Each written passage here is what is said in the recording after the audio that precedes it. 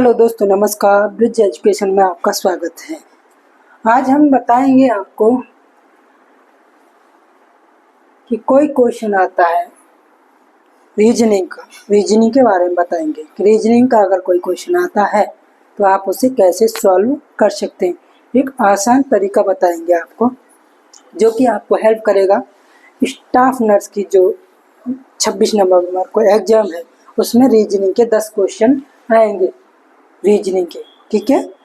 तो आपके कम से कम रीजनिंग के और हर सवाल 1 नंबर का होगा उसमें, तो 10 क्वेश्चन आपके रीजनिंग के आएंगे। स्टाफ नर्स जो KGMU की परीक्षा 26 नवंबर को होने वाली है और आगे UPMHMB में भी आएगा।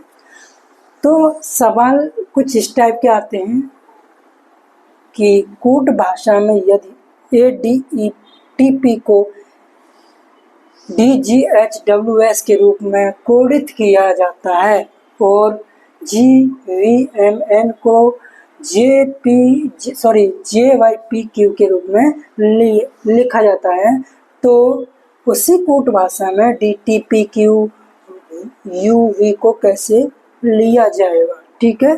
तो सहूलियत के लिए आसानी से हमारा सवाल हो जाए, इसके लिए सहूलियत के लिए हम ABCD रफ पेपर पे हम लिख लेंगे, जो कि मैंने पहले लिख के रखा है। तो हमारा क्वेश्चन आपको समझ में आ गया होगा। और ये 4 ऑप्शन आएंगे आपको, जो कि paper OMR sheet waste paper होगा। पहले CBT मोड पे था लेकिन अब चेंज कर दिया है। तो इन 4 ऑब्जेक्ट 4 आएंगे, इनमें से इसका आंसर 4 में से कोई एक होगा, इतना तो आप लोग सभी जानते होंगे, ठीक है। तो इसको करने के लिए हमें क्या करना है, सबसे पहले हम ABCDEFGHI मतलब 26 कोड लिख लेंगे रफ पेपर पर, ठीक है, ताकि आपका सवाल गलत ना हो इसमें, क्योंकि 1/3 की नेगेटिव मार्किंग भी होने वाली है, ठीक है। तो सबसे पहले हम इनको देखेंगे। सबसे पहले हम क्या करेंगे, इसको ये किस रूप में है, ये कूट भाषा में ये क्यों आया, इसका यही कैसे आया वो हम ज्ञात कर लेंगे। जैसे कि हमने रफ पेपर पर ही सारा ADETP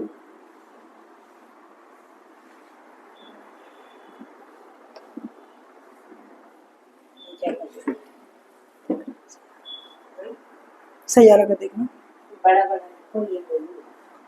TP, ठीक है। उसके नीचे हम लिख लेंगे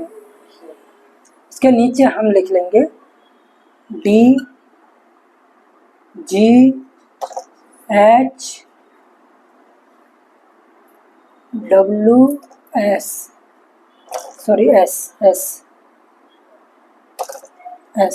ठीक है। इसके नीचे हम ऐसे ये सारे मेल खा रहे हैं।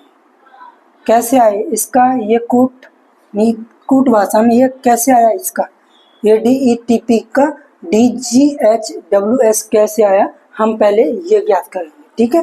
तो सबसे पहले देखो A के बाद इनमें कितना गैप है ये हम देखेंगे। A के बाद D कितने बाद आया, तो A के बाद B C D तीसरा, तो ये +3 किया तो D आ गया, ठीक है। इसी तरह D के बाद G कैसे आया, D के बाद E F G ये भी +3 हो गया, ठीक है।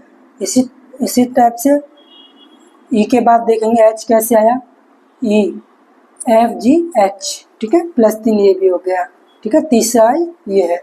इसी तरह T के बाद W कैसे आया, ये T है 1 2 3, तीसरा W आ गया।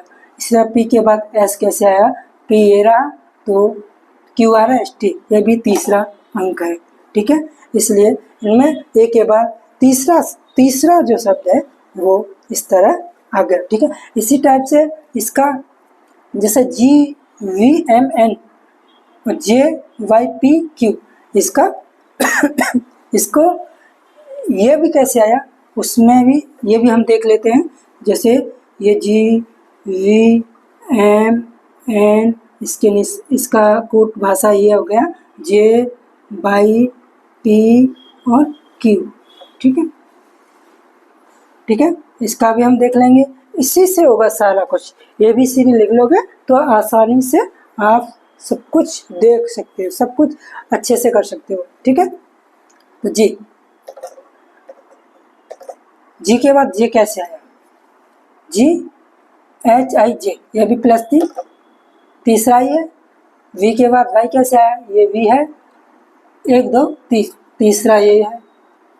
ठीक है, और M के बाद P कैसे आया, M के बाद P कैसे आया, ये M है, NOP, ये भी तीसरा है। फिर सॉरी, N के बाद Q कैसे आया, NOPQ, ये भी तीसरा है। ठीक है, तीसरा है। इसी टाइप से हम अब इसका आंसर निकालेंगे, DTPQV, यानी कि DTPQV, DTPQV, इसका कोड भाषा में क्या होगा, ये हमें ज्ञात करना है।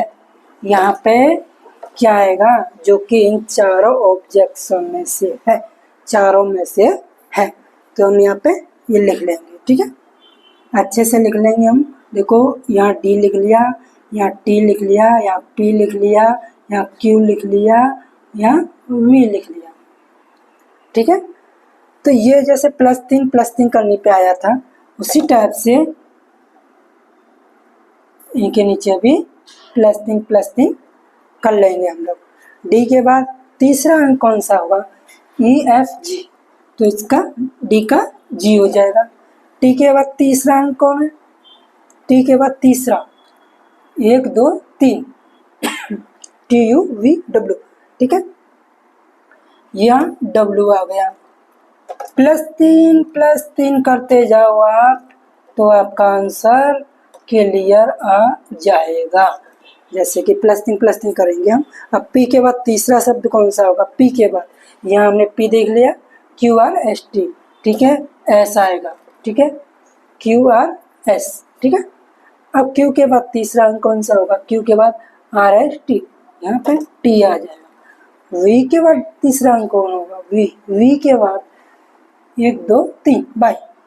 ठीक है, अब ये कोट भाषा में, इसका कोट भाषा में ये आ गया। ठीक है, तो ये होगा हमारा आंसर। अब हम ये चारों ऑब्जेक्शन में से मिला लेंगे कि चारों ऑब्जेक्शन में से कौन सा है। ठीक है, चारों ऑब्जेक्शन में से देखो, GSQT/X, ये तो हमारा नहीं है। ठीक है, ये हमारा गलत है। GWSTXY, GWSTXY,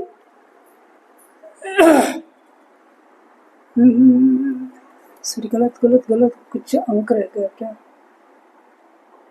क्यों, 1 2 3 4 5 6, 1 2 3 4 5, ये हमने गलत लिख दिया है।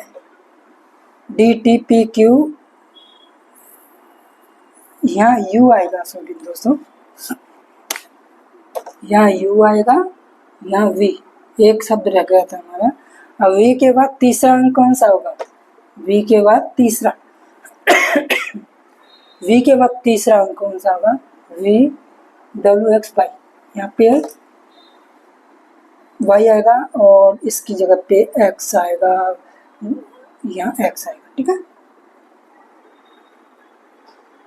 ठीक है, तो GWSTXY, GWSTXY, ये हमारा आंसर हो जाएगा, यानी कि ऑब्जेक्शन V हमारा आंसर हो गया। ये हमारा आंसर हो गया, ये हमारा सही हो गया। तो आप लोगों का 1 नंबर पक्का हो गया। ठीक है दोस्तों, इसी टाइप से रीजनिंग में मैथ के क्वेश्चन भी आते हैं, जैसे कि